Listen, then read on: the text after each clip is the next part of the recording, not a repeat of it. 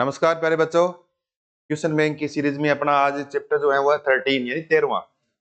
अपना 13वां चैप्टर है ये। और देखो इस 13वें चैप्टर में कौन कौन से क्वेश्चन एग्जाम के लिए बहुत इंपॉर्टेंट है वो देखने हैं, है ना। और उसके बाद हमें थोड़े से इसमें बड़े वाले क्वेश्चन भी करने हैं ऑब्जेक्टिव के अलावा, और कुछ छोटे क्वेश्चन भी करने हैं। अब देखो सबसे पहले तो ये चैप्टर जो है ना ये अपने है 5 नंबर का। कितने का है? एग्जाम में इसमें क्वेश्चन जो आएंगे ना वो आएंगे 5 नंबर के यानी 5 नंबर के। हमारा चैप्टर है ना चैप्टर नंबर 13 लास्ट चैप्टर है अपना। इसे क्वेश्चन बैंक का लास्ट चैप्टर है, इसके बाद अपना क्वेश्चन बैंक पूरा हो जाएगा ये। और ये 13 जो चैप्टर है मैंने बताया ना आपको वीडियो में, सारे आपको ढंग से पढ़ने हैं। एग्जाम में खूब सारे क्वेश्चन आएंगे। हमारा 13वां चैप्टर क्या है? हमारा पर्यावरण यानी अवर एनवायरमेंट। अब देखो इसमें पहले सबसे पहले ऑब्जेक्टिव पर्सन। ऑब्जेक्टिव में देखो वायुमंडल का वह क्षेत्र जिसमें ओजोन परत उपस्थित होती है। तो वायुमंडल में अलग अलग परतें होती है ना। सबसे नीचे क्षोभ मंडल है ना, उसके बाद फिर समताप मंडल, फिर उसके बाद है ना आयन मंडल है ना। और समताप मंडल के साथ में क्या आती है? ओजोन परत भी आती है। उसके बाद फिर आगे बहिर्मंडल वगैरह से क्या है? वायुमंडल की परतें हैं। और उन परतों में ओजोन परत जो है ना, ये जिसको ओजोन मंडल भी कहते हैं, ये वायुमंडल की किस परत का भाग होती है? किसका भाग होती है? ये समताप मंडल का भाग होती है। किसका होती है? समताप मंडल का भाग होती है ओजोन परत। ये ध्यान रखना है। उसके बाद देखो फिर अपना प्रश्न नंबर दूसरा अगला। और अगला प्रश्न क्या है? अपघटकों का कार्य है। जितने भी है ना डीकंपोजर जो यानी अपशिष्ट पदार्थों को तोड़कर छोटे भागों में तोड़ने का काम करते हैं, उनको बोलते हैं अपघटक। और क्या काम करते हैं अपघटक? जितने भी प्रकृति पदार्थ है उन पदार्थों का वापस चक्रीकरण करने का काम करते हैं, वापस अवेलेबल करवाते हैं हमें। तो यानी अपघटक का मेन कार्य क्या है? पदार्थों का चक्रीकरण करना। क्या होता है? पदार्थों का चक्रीकरण करना होता है अपघटकों का मुख्य कार्य है। इसके बाद देखो अगला अपना प्रश्न नंबर 3। तीसरा क्या है? थर्ड, ओजोन मंडल के क्षरण के कारणों में से सर्वाधिक उत्तरदायी कारण कौन सा है? ओजोन मंडल को नष्ट करने का सबसे अधिक उत्तरदायी कारक कौन सा है? वो याद रखना है। कौन सा होता है? वो होता है क्लोरोफ्लोरोकार्बन। कौन करता है? क्लोरोफ्लोरोकार्बन काम करता है। ये किसके लिए? ओजोन परत को तोड़ने का काम करता है। और कई बार एग्जाम में ये प्रश्न भी आता है, CFC लिखते हैं इसको। कई बार इसका पेपर में आता है कि CFC का पूरा नाम लिखिए। तब CFC का पूरा नाम ये भी है क्लोरोफ्लोरो कार्बन, ये आपको याद रखना है। इसके बाद देखो फिर अपना अगला प्रश्न कि ओजोन के एक अणु में कितने परमाणु होते हैं? ओजोन का एक अणु है ना, इसके अंदर कुल परमाणुओं की संख्या निकालनी है। अब ओजोन का फॉर्मूला क्या होता है? अगर कह दे ना ओजोन का सूत्र लिखिए तो आप क्या लिखोगे? O3 से। ऑक्सीजन का फॉर्मूला होता है O2, ओजोन का क्या होता है? O3। तो आप देखो O3 में कितने O है? 3। तो ऑक्सीजन के कितने इसमें परमाणु है? 3 है। तो ओजोन में ऑक्सीजन के परमाणुओं की संख्या कितनी है? 3 होती है। 3। तो हमारा इसका उत्तर क्या हो गया? 3 यानी 3। तीसरा और 3। इसके बाद देखो अपना 5वां क्वेश्चन। और 5वें क्वेश्चन में क्या है कि वायुमंडलीय ओजोन किससे रक्षा करता है? वायुमंडल में ओजोन परत जो है ना ये हमारी किससे रक्षा करती है? अब देखो इसमें दो प्रकार के प्रश्न आते हैं। या तो आपसे पूछ लेंगे ओजोन परत, वायुमंडल में ओजोन परत जो हमारी किन किरणों से रक्षा करती है, किन विकिरणों से रक्षा करती है? तब याद रखना है पेरा बैंगनी विकिरणों से, अल्ट्रा वायलेट रेज या रेडिएशन। पेरा बैंगनी विकिरणों से रक्षा करने का कार्य करती है ओजोन परत। या फिर ये आ जाएगा पेरा बैंगनी विकिरणों से रक्षा करने का कार्य कौन सी परत करती है? तब किसका नाम आएगा? ओजोन परत करती है। तो यहाँ पर हमारा क्या आ जाएगा इसके ऑप्शन में? देखो 4, सूर्य की उष्मा से, बारिश से, CO2 से, सूर्य के पेरा बैंगनी विकिरणों से। किससे करती है? सूर्य के पेरा बैंगनी विकिरण से रक्षा करने का काम कौन करती है? ओजोन परत करती है। ये थोड़ा याद रखना है। उसके बाद देखो अपना क्वेश्चन नंबर अगला 6। अब देखो ये जो है ना छठा क्वेश्चन है ये 10% का नियम आगे पढ़ेंगे, इसके बाद आगे आएगा हमारे कि प्रत्येक पोषक स्तर के जीव द्वारा ऊर्जा का कितना प्रतिशत उपयोग होता है। आगे पढ़ेंगे खाद्य श्रृंखला। तो खाद्य श्रृंखला में प्रत्येक स्तर पर जितने भी ऊर्जा आती है उस ऊर्जा का केवल 10% यानी उस पोषक स्तर के द्वारा काम में लिया जाता है। बाकी 90% ऊर्जा है ना वो ऊष्मा के रूप में बाहर निकल जाती है। तो 10% ऊर्जा का क्या होता है? उपयोग होता है। इसको 10% का नियम कहते हैं। क्या बोलते हैं इसको? 10% रूल भी कहते हैं। इसके बाद देखो अगला प्रश्न नंबर अपना 7वां कि हरे पौधे, नील हरित शैवाल व कुछ जीवाणु जिनमें प्रकाश संश्लेषण द्वारा स्वपोषित क्षमता होती है कहलाते हैं। यानी जो अपने भोजन का निर्माण खुद करते हैं, स्वपोषी मतलब जो अपना पोषण खुद करते हैं, यानी भोजन का निर्माण खुद करे, उनको बोलते हैं स्वपोषी। और स्वपोषी जो होते हैं उनको बोलते हैं उत्पादक, यानी उत्पादन करने वाले। भोजन का उत्पादन करने वाले कौन होते हैं? पेड़ पौधे और नील हरित शैवाल, जिनके अंदर क्या होता है? प्रकाश संश्लेषण क्रिया होती है। इस प्रकाश संश्लेषण क्रिया के द्वारा क्या भोजन का निर्माण होता है, इसलिए इनको क्या बोलते हैं? उत्पादक कहा जाता है। क्या बोलते हैं इनको? इनको उत्पादक कहते हैं। तो जितने भी पेड़ पौधे हैं सारे उत्पादक हैं। नील हरित शैवाल सारे क्या है? उत्पादक है, ध्यान रखना ये, ठीक है। इसके बाद देखो अपना अगला, इसके बाद अगला क्वेश्चन, और अगले प्रश्न में देखो, निम्नलिखित में से कौन आर श्रृंखला का निर्माण करते हैं? अब इनमें से आर श्रृंखला कौन बनाएगा वो देखना है, ठीक है ना। निम्नलिखित में से 8वां क्वेश्चन, कौन आर श्रृंखला का निर्माण करते हैं, यानी आर श्रृंखला इनमें से कौन बनाएगा? अब देखो आर श्रृंखला में होता क्या है? खाए व खाए जाने की प्रक्रिया। आगे वाले को, फिर आगे वाला खाएगा उसको, फिर आगे वाला खाएगा उसके बाद उसको आगे वाला खाएगा। अब देखो यहाँ घास घास के गेहूं खाता है क्या? नहीं खाता, तो ये नहीं होगा। दूसरा देखो यहाँ तीसरा, बकरी बकरी को गाय खा सकती है? नहीं। गाय को हाथी खा सकता है? नहीं। ये देखो घास घास को मछली खा सकती है, लेकिन मछली को बकरी नहीं खा सकती। लेकिन देखो यहाँ घास घास को बकरी खा सकती है, बकरी को आदमी खा सकता है। क्यों गुरु जी? इसका मतलब ये क्या हो गया? ये आहार श्रृंखला का उदाहरण है। क्या ये फूड चेन है, यानी आहार श्रृंखला का उदाहरण है। आहार श्रृंखला का निर्माण ये करेंगे, घास करेगा, घास को बकरी खाएगी, बकरी को मनुष्य या मानव खा सकता है। इसके बाद देखो यहाँ से अपना क्वेश्चन बड़े शुरू होते हैं, और बड़े क्वेश्चन में सबसे पहले उत्पादक किसे कहते हैं? अभी मैंने चर्चा की थी, उत्पादक किसे कहते हैं, एक तो ये। और उत्पादक मतलब क्या होते हैं? उत्पादक उत्पादन करने वाले। इसको अगर लिखना चाहिए ना आप, तो इस तरह से आप इसको लिख सकते हो। देखो इस तरह से आपको लिखना है, ठीक है ना। उत्पादक, उत्पादक। और इसमें लिखना क्या लिखना है? पेड़ पौधे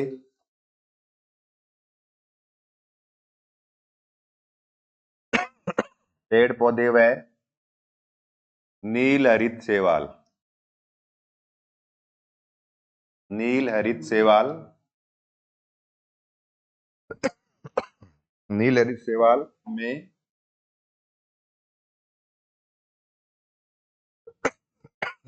हाँ जी,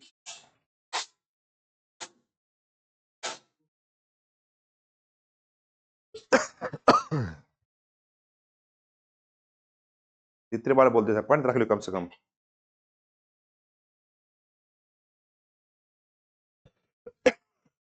पेड़ पौधे व नील हरित शैवाल में प्रकाश संश्लेषण की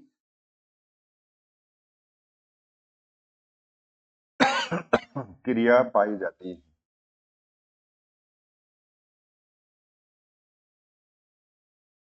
जिसके द्वारा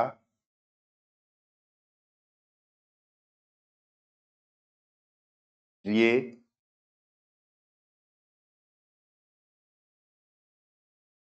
भोजन का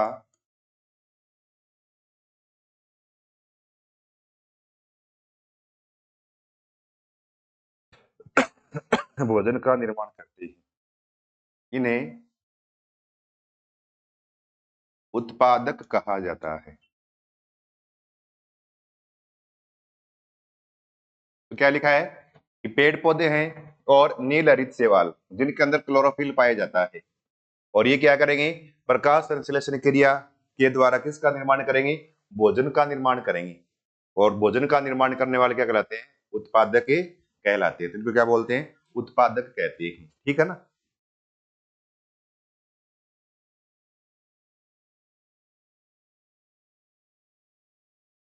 इसके बाद देखो अपना अगला प्रश्न, और अगले में क्या है? यूएनईपी का पूरा नाम लिखिए। यूएनईपी का पूरा नाम, और ये याद रखना है, कई बार एग्जाम में पूछते हैं इससे। कैसे? यूनाइटेड, यू मतलब यूनाइटेड, एन मतलब नेशन, ई मतलब इन्वायरमेंट,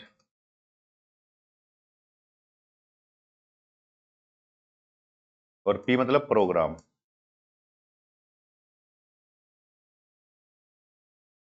पूरा नाम क्या हो गया? यूनाइटेड नेशन इन्वायरमेंट प्रोग्राम, यानी संयुक्त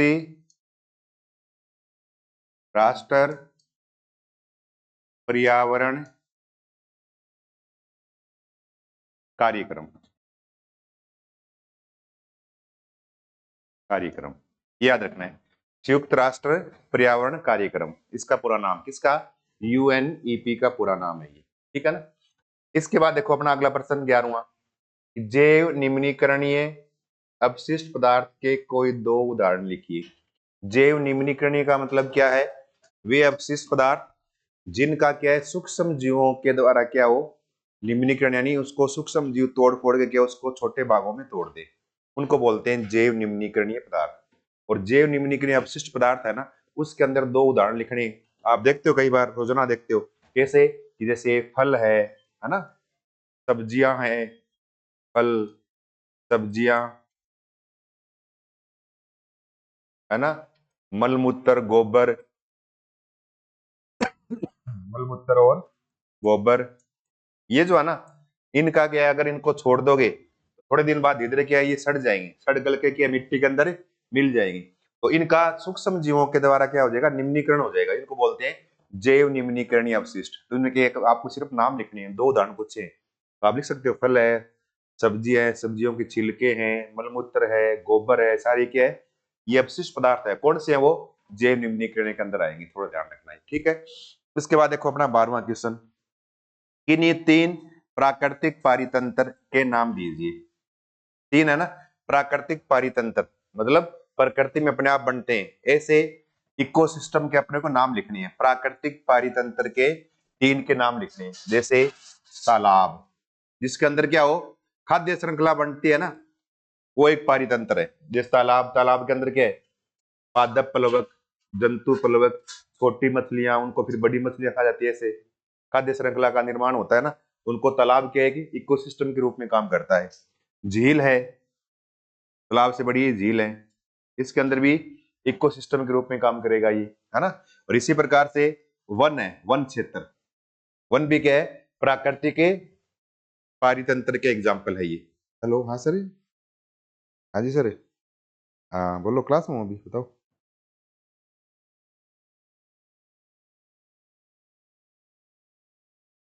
है। हम्म। हम्म।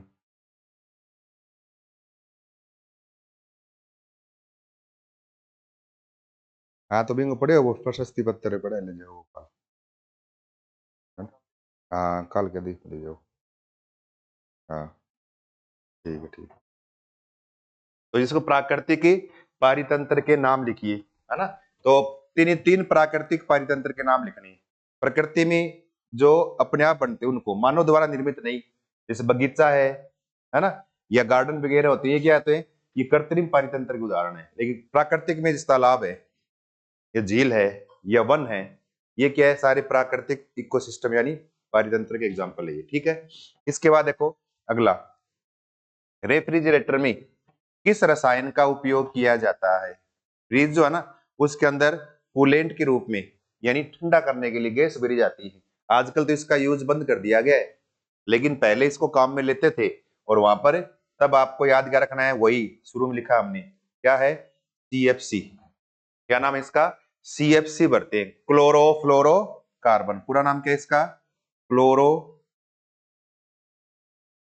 फ्लोरो कार्बन, क्लोरोफ्लोरोकार्बन। इसका यूज करते थे पहले फ्रिज के अंदर रसायन के रूप में, यानी कूलेंट के रूप में। लेकिन आजकल ना सीएफसी नहीं आता, आजकल इसकी जगह एचएफसी लिखा हुआ था, हाइड्रोफ्लोरोकार्बन। तो आपको सीएफसी याद रखना है, ठीक है ना। तो सीएफसी का यूज करते हैं रेफ्रिजरेटर में रसायन के रूप में, जो कि ओजोन परत को नष्ट करने का काम भी करता है। पीछे हमने इसके बारे में पढ़ा है, ठीक है ना। इसके बाद देखो अपना अगला प्रश्न, क्वेश्चन नंबर फिर अगला 14, 14 नंबर। 14 में क्या है, तालाब पारिस्थितिकी तंत्र की खाद्य श्रृंखला को रेखा चित्र द्वारा प्रदर्शित कीजिए। यानी तालाब के अंदर जो इकोसिस्टम है ना, पारितंत्र है या पारिस्थितिक तंत्र है, उनमें खाद्य श्रृंखला बनानी है। छोटे से बड़ा, छोटा इसको फिर खा गया बड़ा, फिर उसको और बड़ा खा गया, फिर और बड़ा। कैसे देखो, कैसे लिखेंगे, ऐसे देखना, यूं क्यों लिखेंगे, पादप प्लवक। पादप प्लवक क्या होते हैं, छोटे छोटे या ना पेड़ या कहते हैं छोटे छोटे पौधे होते हैं ना, बिल्कुल छोटे से, उनको पादप प्लवक, जो पानी के ऊपर तैरते रहते हैं, उनको कौन खा जाएगा, जल प्लवक या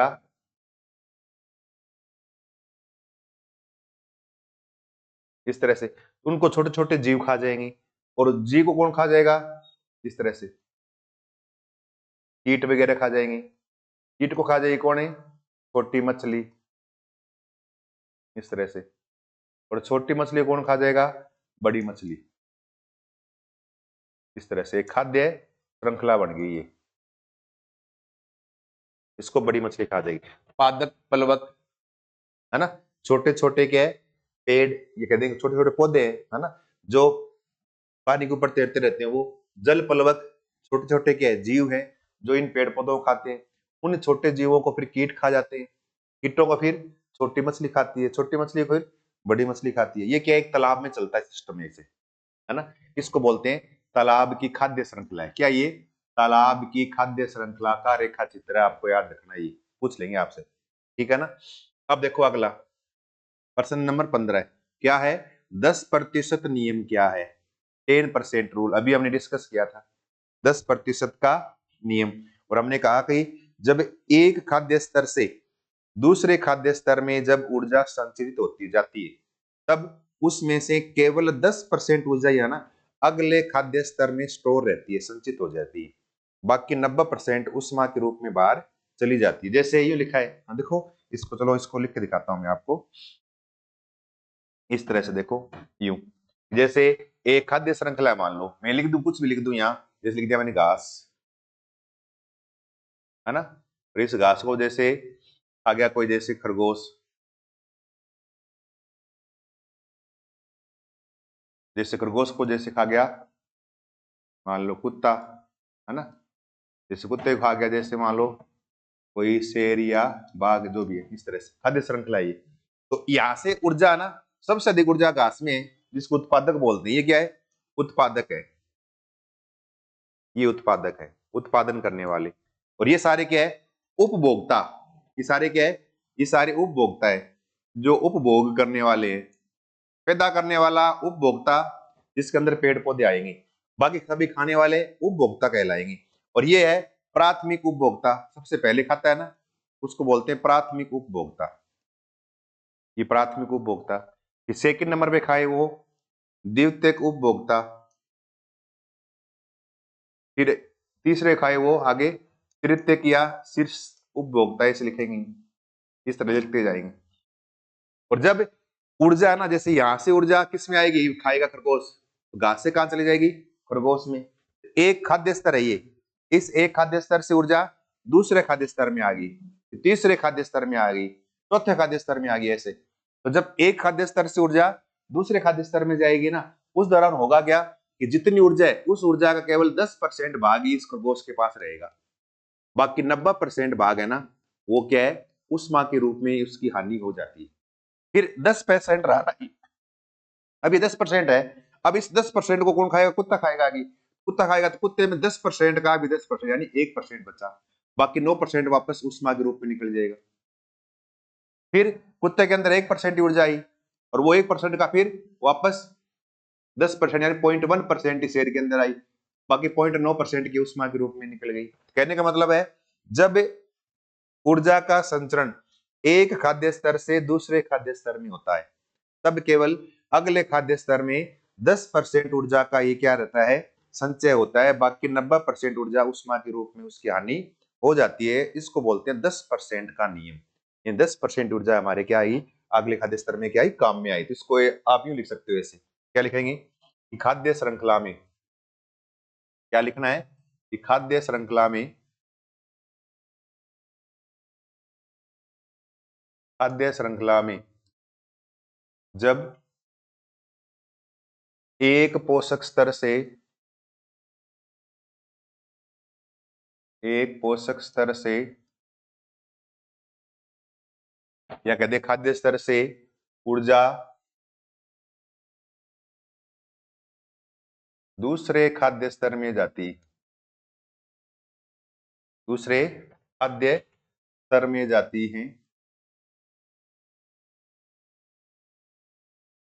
है तो तो केवल 10% ऊर्जा का ही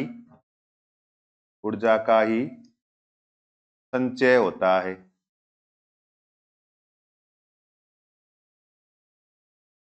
90% ऊर्जा 90% ऊर्जा की हानि ऊष्मा के रूप में हो जाती है। ऊष्मा के रूप में हो जाती है।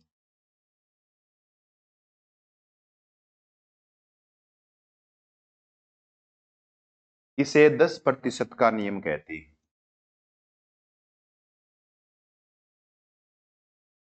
इसे 10% का नियम कहते हैं। तो केवल क्या है, 10% ऊर्जा है ना अगले खाद्य स्तर में संचित होगी, बाकी 90% ऊर्जा के उसकी ऊष्मा के रूप में हानि हो जाती है। इसको बोलते हैं 10% या 10% का नियम कहते हैं। ये लिखना आपको 2 लाइन, ठीक है। इसके बाद देखो अगला क्वेश्चन क्या है, खाद्य स्तर व खाद्य श्रृंखला किसे कहते हैं। अब देखो अभी हमने खाद्य श्रृंखला बनाई थी, उससे खाद्य स्तर भी लिख देंगे। कैसे, देखो इस तरह से, यूं क्या लिखेंगे, इस तरह से। खाद्य श्रृंखला क्या कहते हैं, किसको बोलते हैं, देखो खाद्य श्रृंखला, खाद्य श्रृंखला। और इसमें क्या लिखेंगे, किसी या किन्हीं पोषक स्तरों में, किन्हीं पोषक स्तरों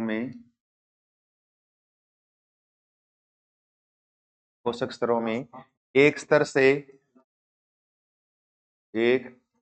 से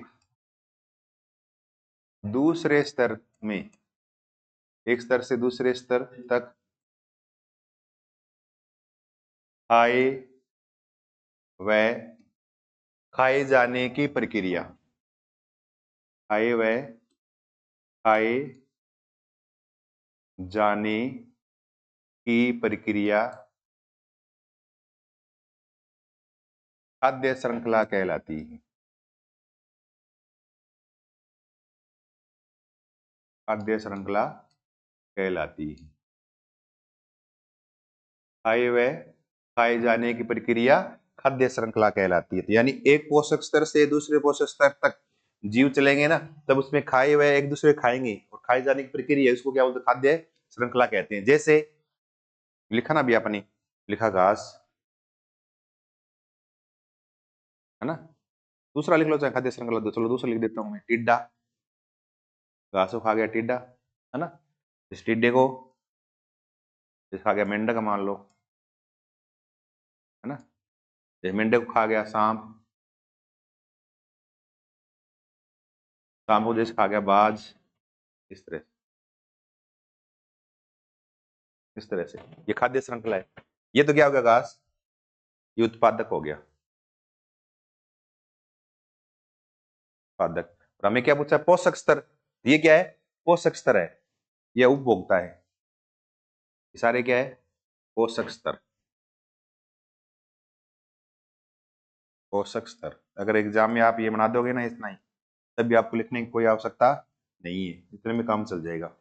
ये है ना, ये तो है प्राथमिक पोषक स्तर, या प्राथमिक उपभोक्ता बोल सकते हो, प्राथमिक पोषक स्तर, या इसको प्राथमिक उपभोक्ता भी कह सकते हो। मेंढक ये है द्वितीयक पोषक स्तर, द्वितीयक पोषक स्तर, इसको द्वितीयक उपभोक्ता भी कह सकते हो। यह है तृतीयक पोषक स्तर, तृतीयक पोषक स्तर, इसको आप तृतीयक उपभोक्ता भी कहते हो। और ये लास्ट वाला ना, ये क्या है, शीर्षस्थ, सबसे शीर्ष पर है, शीर्षस्थ पोषक स्तर, पोषक स्तर, या शीर्षस्थ उपभोक्ता भी कह सकते हो, इस तरह से। तो अग्राह्य खाद्य श्रृंखला किसे कहते हैं, है ना, या खाद्य या प्राथमिक ये पोषक स्तर किसे कहते हैं, कुछ भी आ जाए तो आप एक बना दो खाद्य श्रृंखला बना के, खाए व खाए जाने की प्रक्रिया खाद्य श्रृंखला कहलाती। लिख के आपको एक डायग्राम बनाना है या ऐसा आरेख बना के एग्जाम्पल लिखना आपको पेपर में आ सकता है। एक खाद्य श्रृंखला का उदाहरण लिखिए, तब आप 2-3 लिखिए ना, अभी पीछे भी लिखी है मैंने, उनमें से कोई भी आप एक लिख सकते हो अपने जो आपको याद रहे, ठीक है। इसके बाद देखो अगला प्रश्न, अगला क्या है, अगला है कि जैव निम्नीकरणीय व जैव अजैव निम्नीकरणीय, जैव निम्नीकरणीय व अजैव निम्नीकरणीय पदार्थों में अंतर कीजिए। ये मोस्ट इंपॉर्टेंट है। जैव निम्नीकरणीय व अजैव निम्नीकरणीय पदार्थों में अंतर कीजिए, ये बहुत इंपॉर्टेंट है और आपको ढंग से याद रखना है। निम्नीकरणीय मतलब जैव मतलब जीवों से, सूक्ष्म जीवों से जिनका निम्नीकरण हो जाए वो तो जैव निम्नीकरणीय। तो सूक्ष्म जीवों से जिनका निम्नीकरण यानी छोटे भागों में टूटे नहीं, उनको क्या बोलते हैं, जैव अजैव निम्नीकरणीय बोलते हैं। देखो कैसे, इस तरह से यूं लिख दें, और जहां अंतर आ जाए ना तो आप अंतर आते तुरंत क्या करोगे, एक आप टेबल बनाओगे आप, है ना, पीछे बताया था मैंने आपको, अंतर कहीं पर भी आओ उसको आप टेबल के द्वारा बताएंगे ऐसे, है ना। एक तरफ लिखेंगे जैव निम्नीकरणीय, जैव निम्नीकरणीय, जैव निम्नीकरणीय, और एक है अजैव निम्नीकरणीय, अजैव निम्नीकरणीय, अजैव निम्नीकरणीय। अब देखो, तो जैव निम्नीकरणीय मतलब यानी वे पदार्थ जिनका सूक्ष्म जीवों के द्वारा क्या हो जाए, निम्नीकरण हो जाए, छोटे भागों में उनको तोड़ दें, मिट्टी मिला दें, खाद बना दें, वो तो जैव निम्नीकरणीय पदार्थ कहलाते हैं। और जिनका सूक्ष्म जीवों से निम्नीकरण नहीं हो, अगर उस मिट्टी मिला दोगे तो वैसे वैसे पड़े रहेंगे, वो टूट फूट के उससे खादें नहीं बनेगी, वो अजैव निम्नीकरणीय है। जैसे अगर फल है या कोई सब्जी वगैरह है, उनके पत्ते वगैरह है या घास फूस वगैरह है, उनको आप मिट्टी में डाल दो, कुछ दिन बाद इधर क्या हो जाएगी, उनकी खाद बढ़ जाएगी, वो सड़ गल जाएगी, तो जैव निम्नीकरणीय है। जैसे प्लास्टिक है या फिर जैसे पॉलीथीन की थैली है, उनको आप मिट्टी में डाल दो तो वो सड़ गलती नहीं है, तो क्या है, अजैव निम्नीकरणीय पदार्थ कहलाएंगे। इसका मतलब जैव निम्नीकरण में क्या लिखेंगे, इसमें लिखना पहला पॉइंट, वे पदार्थ, वे पदार्थ जिनका, वे पदार्थ जिनका सूक्ष्म जीवों के द्वारा, सूक्ष्म जीवों के द्वारा विघटन हो जाता है, विघटन हो जाता है, अर्थात अर्थात निम्नीकरण हो जाता है, निम्नीकरण हो जाता है। और इधर वाले में नहीं होता है, बस ये लिखना है। तो वे पदार्थ, वे पदार्थ जिनका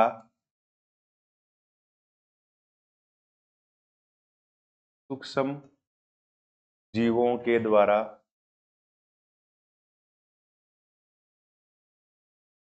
सूक्ष्म जीवों के द्वारा विघटन, विघटन नहीं होता है, नहीं होता है, अर्थात, अर्थात निम्नीकरण नहीं होता है,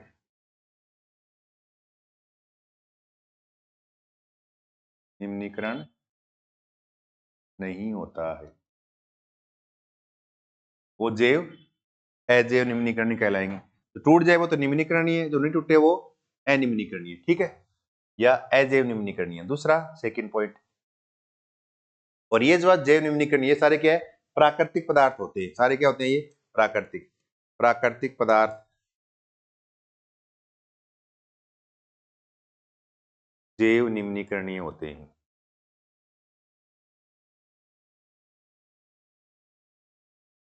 जैव निम्नीकरणीय है। इधर क्या लिखोगे, अजैव निम्नीकरणीय में जितने भी संश्लेषित पदार्थ है ना मनुष्य के द्वारा या कृत्रिम पदार्थ है, वो सारे क्या है, संश्लेषित पदार्थ अजैव निम्नीकरणीय है।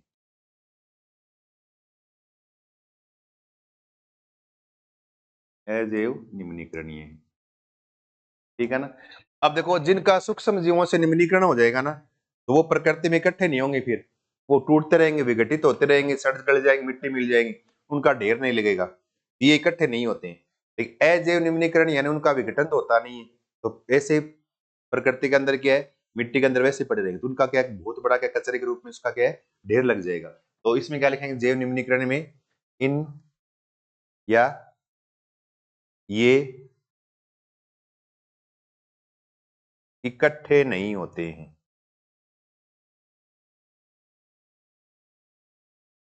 और इधर वाले में क्या लिखा होगे, ये इकट्ठे होकर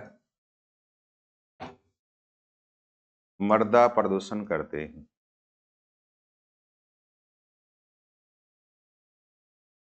यानी कचरे के ढेर के रूप में इकट्ठे हो जाते हैं इस तरह से।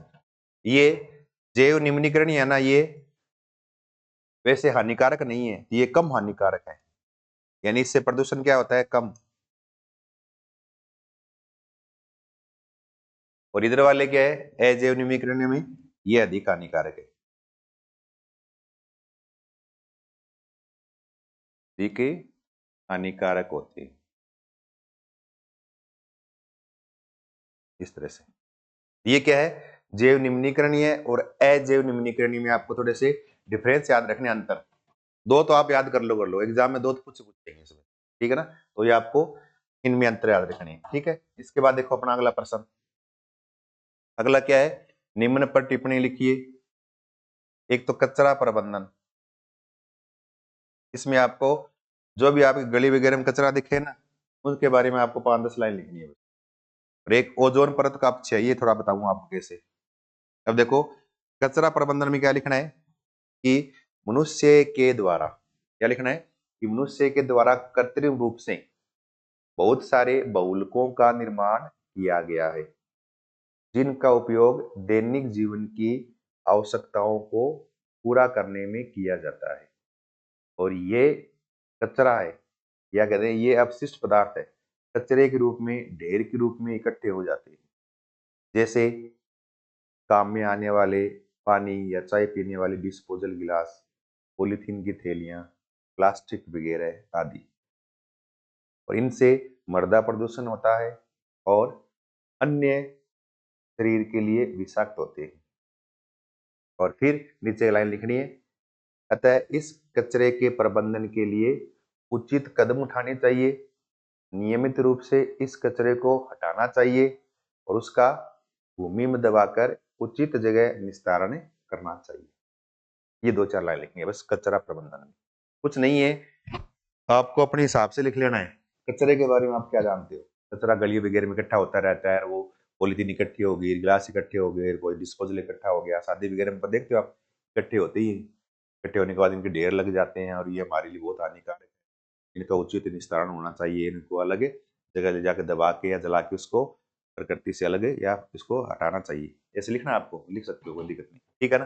दूसरा क्या है, ओजोन परत का अपक्षय यानी टूटना, क्या है, ओजोन परत का अपक्षय। अब इसके बारे में देखो 2-4 लाइन लिखनी है आपको, कैसे देखो ये क्या लिखना है, ओजोन परत का अपक्षय। पहला तो क्या है, ओजोन परत के बारे में 2-4 लाइन लिख लेना पहले आप, है ना, 2-4 लाइन ओजोन परत के बारे में लिखनी है उसमें। फिर उसके बाद अपक्षय मतलब टूटना, ओजोन परत का डिप्लीशन यानी टूट कैसे टूटती है, खत्म कैसे होती है, तो क्या लिखेंगे कि वायुमंडल में, ओजोन के बारे में 2-4 लाइन क्या लिखेंगे कि वायुमंडल में, पहला पॉइंट, वायुमंडल में समताप मंडल में, समताप मंडल का अंतिम भाग जिसमें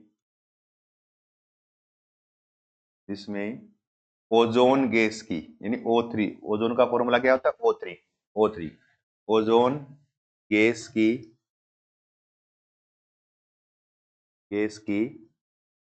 अधिकता होती है जिसे ओजोन परत कहा जाता है। जिसे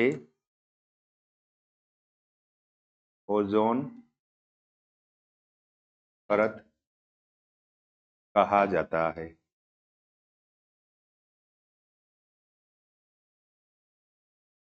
एक पॉइंट ये लिखना है, ठीक है ना। फिर अगला पॉइंट क्या लिखना है कि ओजोन परत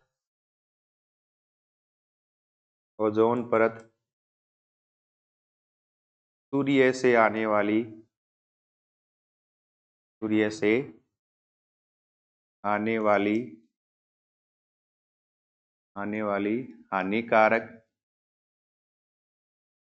हानिकारक पराबैंगनी विकिरणों से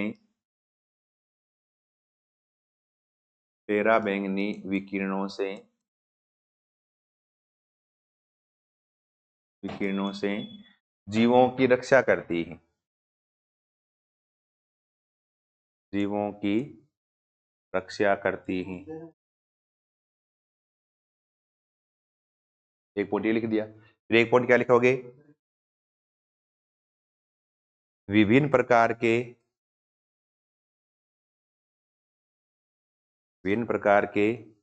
शीतलक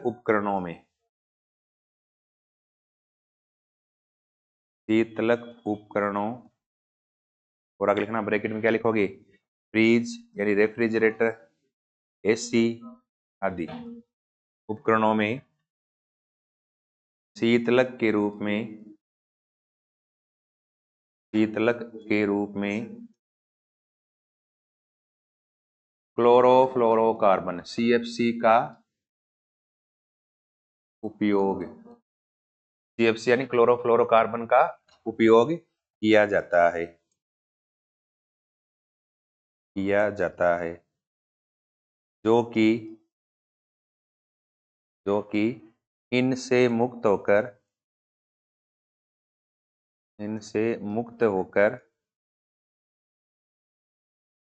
वायुमंडल के माध्यम से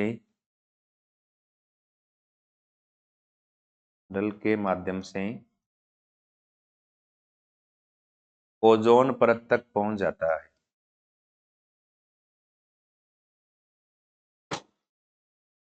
ओजोन परत तक पहुंच जाता है।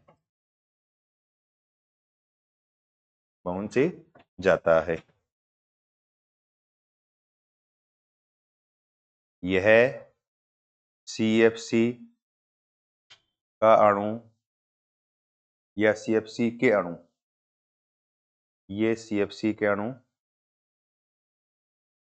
CFC यानी क्लोरोफ्लोरोकार्बन के अणु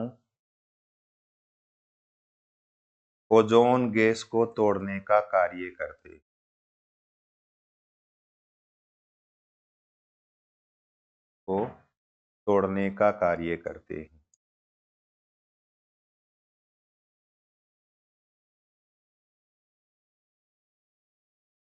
तोड़ने का कार्य करते हैं जिससे ओजोन की सांद्रता कम होने से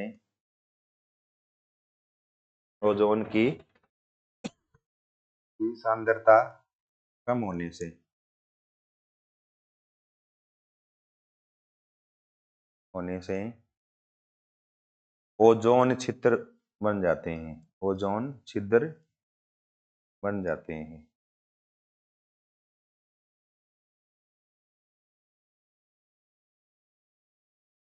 और पराबैंगनी विकिरणें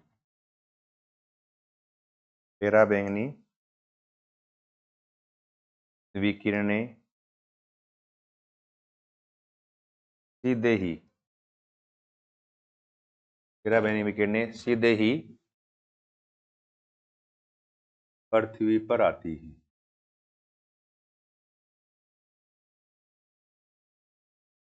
जिससे त्वचा संबंधी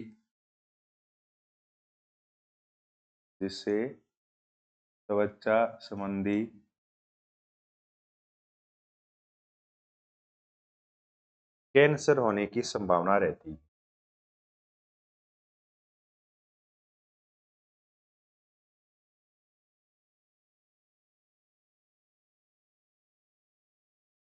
की संभावना रहती है। अब देखो एक पॉइंट ये लिखना है कि सीएफसी का एक अणु कितना खतरनाक है। देखो क्लोरोफ्लोरोकार्बन हम काम में ले रहे हैं ना, कितना खतरनाक है। क्या लिखेंगे? सीएफसी का एक अणु, मतलब एक ही अणु, ऐसे हजारों निकलते हैं फ्रीज एसी से। तो सीएफसी का एक अणु ओजोन के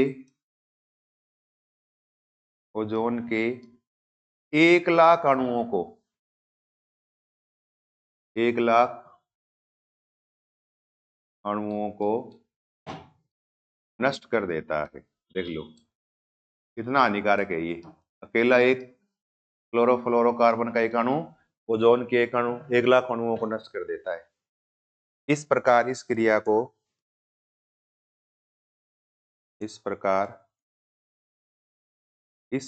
को ओजोन क्षरण कहते हैं। ओजोन क्षरण कहते हैं। ये ओजोन डिप्लीशन या ओजोन क्षरण के बारे में पूछ लेना तो आपको इतना लिखना ही, लिख लोगे तो यहाँ से इस तरह से ओजोन परत का अपक्षय या क्षरण। तो क्या लिखोगे? वायुमंडल में समताप मंडल का अंतिम भाग जिसमें ओजोन गैस की अधिकता होती है उसे ओजोन परत कहते हैं या ओजोन मंडल कहते हैं। ओजोन परत सूर्य से आने वाली हानिकारक पराबैंगनी विकिरणों से जीवों की रक्षा करती है। ये पॉइंट ये। फिर विभिन्न प्रकार के शीतलक उपकरण जैसे फ्रिज है, एसी है ना, में शीतलक के रूप में सीएफसी क्लोरोफ्लोरोकार्बन का उपयोग करते हैं, जो कि इनसे मुक्त होकर वायुमंडल में के माध्यम से ओजोन परत तक पहुंच जाते हैं। और ये सीएफसी के अणु ओजोन गैस को तोड़ने का कार्य करते हैं, जिससे ओजोन की सांद्रता कम होने से ओजोन छिद्र बन जाते हैं। तो जो पराबैंगनी विकिरण क्या है, सीधे ही क्या होगी? सीधे ही पृथ्वी आती है, जिससे त्वचा संबंधी कैंसर होने की संभावना रहती है। तो सीएफसी का एक अणु ओजोन के 1 लाख अणुओं को कर देता है। कितना हानिकारक है ये। इस प्रकार इस क्रिया को ओजोन क्षरण या ओजोन अपक्षय कहते हैं। ये लिखना है, ठीक है ना। सुनाइए ये लिख के, और लास्ट में फिर आपको आगे वाला ये वाला ये लिखना है, ठीक है ना। लिख लोगे। इसके बाद देखो फिर अगला, और अगला क्या है? जैविक आवर्धन। देखो जैविक आवर्धन बुक में दे रखा है, पैराग्राफ एक थोड़ा पढ़ लेना इसको। जैविक आवर्धन क्या लिखोगे? जैविक आवर्धन में क्या लिखना है कि तालाब है, झील है, उनके अंदर क्या लिखेंगे कि अवशिष्ट पदार्थ डालने से या मलमूत्र डालने से वहां पर क्या है, जीवों की संख्या में क्या अत्यधिक वृद्धि हो जाती है। और ये जीव क्या है, उस जल में उपस्थित ऑक्सीजन का उपयोग कर लेते हैं, जिससे उस जल में ऑक्सीजन की कमी हो जाती है। और ऑक्सीजन कमी होने से जलीय जीव श्वसन क्रिया बाधित होती है, तो बोलते हैं जैविक आवर्धन कहते हैं, ठीक है ना। इसको थोड़ा सा बुक से देख के आप 5 लाइन इसकी लिख लेना। तो ये अपना चैप्टर था, 5 नंबर का चैप्टर है ये एग्जाम में, ठीक है ना। इसमें से एग्जाम में अपने 5 नंबर के क्वेश्चन आएंगे अपने, ये 15-16 क्वेश्चन, ठीक है ना। ये थोड़ा सा ढंग से पढ़ना है और एग्जाम में 5 नंबर आराम से हो जाएंगे आपके।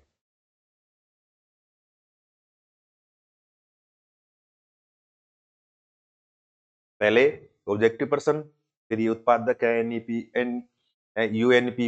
यूएनईपी का पूरा नाम जैविक जैव निम्नीकरणीय पदार्थ है। प्राकृतिक पारतंत्र कौन से हैं? रेफ्रिजरेटर में कौन सा रसायन काम में लेते हैं? तालाब में। पारिस्थितिक तंत्र का एग्जाम्पल लिखना है। 10% का नियम क्या है? खाद्य स्तर, खाद्य श्रृंखला किसे कहते हैं? जैव निम्नीकरण क्या है ना। कचरा प्रबंधन, ओजोन अपक्षय क्या है? जैविक आवर्धन क्या है? थोड़े याद रखने हैं, ठीक है ना। और एक याद रखना पिरामिड नाम याद रखना। क्या नाम? पिरामिड, ये नाम याद रखना। एक क्या लिखोगे? खाद्य श्रृंखला के पिरामिड किन्हें कहते हैं? पिरामिड। और पिरामिड का मतलब जैसे आपने लिखा ना यूं, पिरामिड का मतलब जैसे यूं लिखा आपने घास, है ना। उसके बाद जैसे कीट, कीट को खा गए जैसे मेंढक, है ना। ये मेंढक को आपने कहा कि जैसे सांप खा गए, है ना।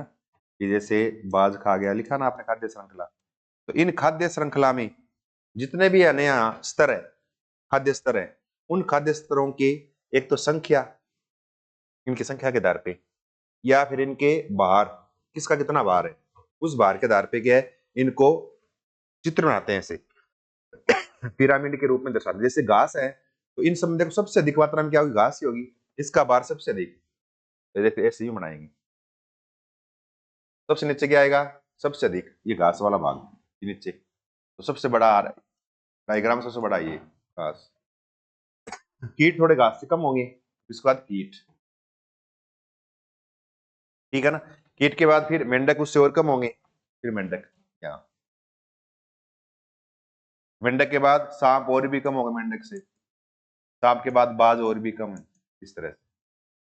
तो खाद्य श्रृंखला में जीवों की संख्या या जीवों के भार या ऊर्जा को एक पिरामिड के रूप में दर्शाया जाता है, जिन्हें खाद्य श्रृंखला के पिरामिड कहते हैं। और ये लिख के फिर आप ये एक बना दो, ये ठीक है।